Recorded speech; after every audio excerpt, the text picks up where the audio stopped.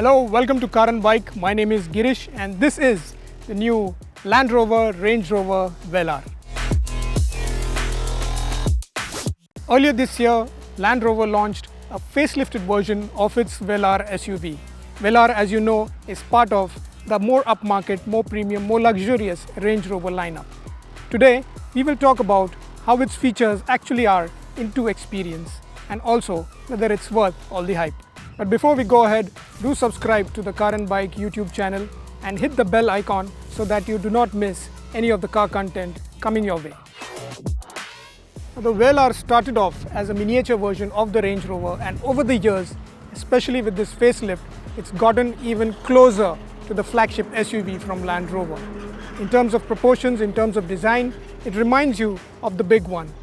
This is a very smart looking SUV. The only thing probably working against it is that when you approach it up front, it looks a little miniature or looks a little smaller than what you had expected it to be. But then this is a compact SUV.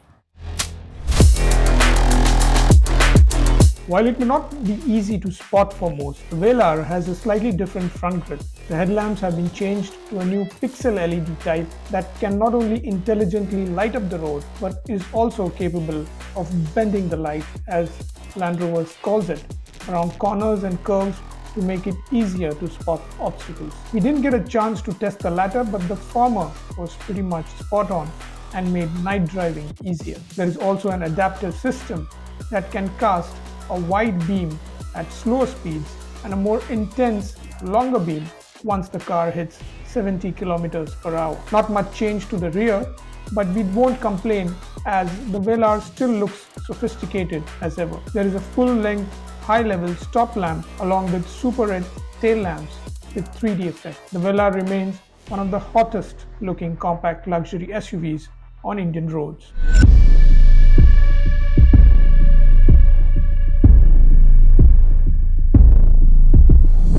Land Rover talks a lot about the more minimalist approach that they've taken on this SUV with the design, the interior design, and to an extent it works. Maybe it's a bit too minimalist for a lot of Indian choices, but the clientele of Range Rover, of course, is a different audience altogether. Now, there are some things that work and some that don't. For example, I'm not so sure about the kind of plastic texture that they've used on the panels, on the dashboard, even on the door. They seem to be prone to catching dirt, especially in our kind of environment. There are no buttons, as you can see. It's a very minimalist approach. Most of the controls are through this touchscreen. This can be a bit intimidating, yes, to anyone coming to a Range Rover for the first time. To give you an easier way out, you have to just come here and touch this search button, and all the functions are here, and most of the functions are just 2 clicks away, as they have said. There are some other aspects, like they've used real wood, which is nice. However, the texture is prone to scratching, as you can probably see here when we use, so that could be a problem. I'm also not happy about this electronic shift that they've given for the gearbox. It would have been better to the previous one, which had the dial. I think even that was fine. Also, this occupies a lot of space and there is no storage space here. You have something here and maybe 2 bottle holders here. This also occupies a lot of space. The footwell for this big car, the footwell also seems to be a little cramped, and it might be a little tough if you want to take up a more comfortable position with your feet. It's always sliding a little bit inside. You have to use the dead pedal otherwise to be a bit more comfortable sitting in the driver's seat. On the other side, this is packed with features. So even at the front, for a car that costs under £1 crore, this comes with massage seats for both the driver and the co-driver. It's not the best massage function out there, but it works to a large extent.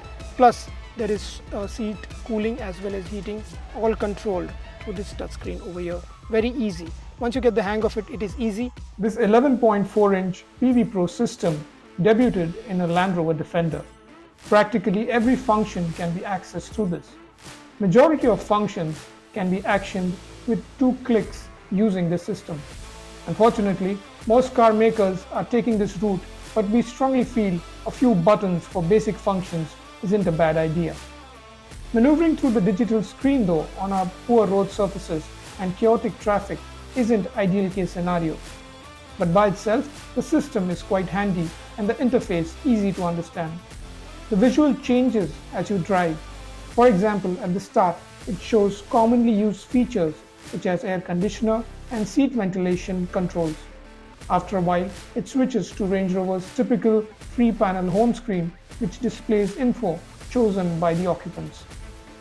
For its segment, the Velar is surprisingly spacious, which is good news for those who frequently use drivers.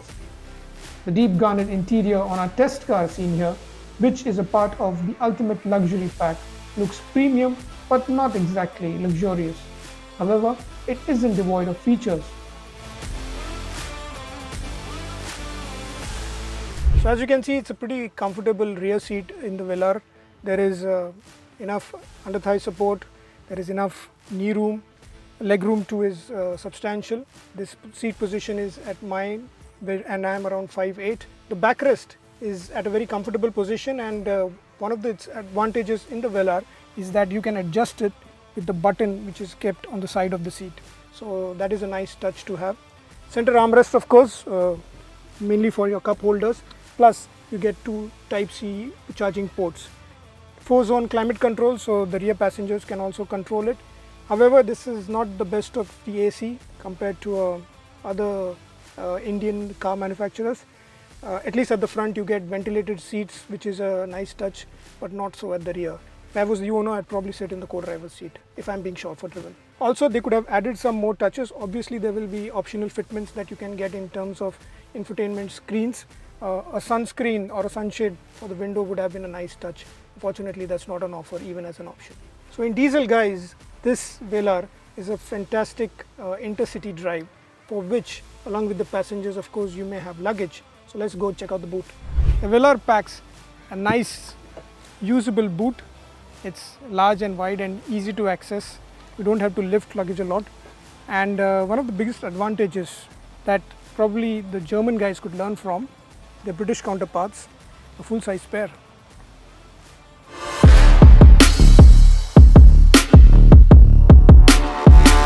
The Velar is being offered in both petrol and diesel engines, mated to an 8-speed automatic. What we have here is the D200 HSE spec. It is a 2-liter 4-cylinder diesel unit with an integrated starter unit, a 48-volt mild hybrid.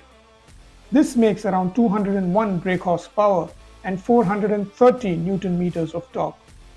Power goes to all the wheels.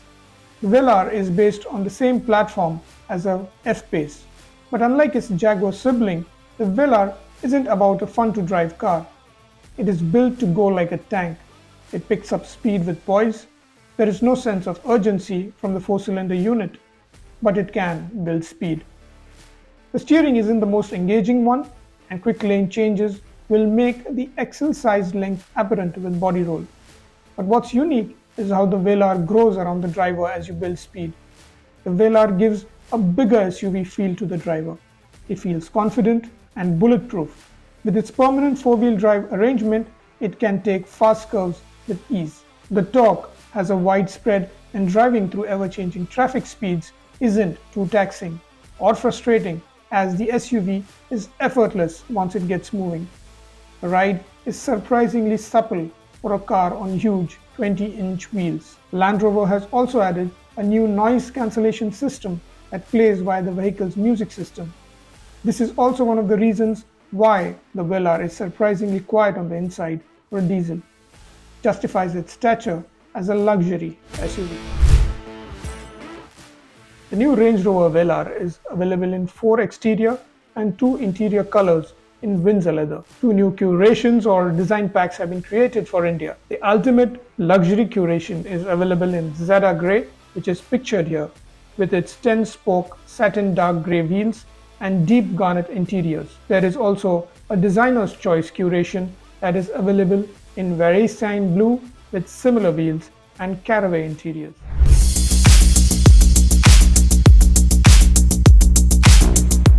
The Velar's price now touches almost a crore. It's 94 lakhs ex-showroom, and that is a substantial rise from the time it was first launched in India. It gets a lot of new features, some of them borrowed from the Range Rover, the flagship SUV. So it tries to give you that sort of experience.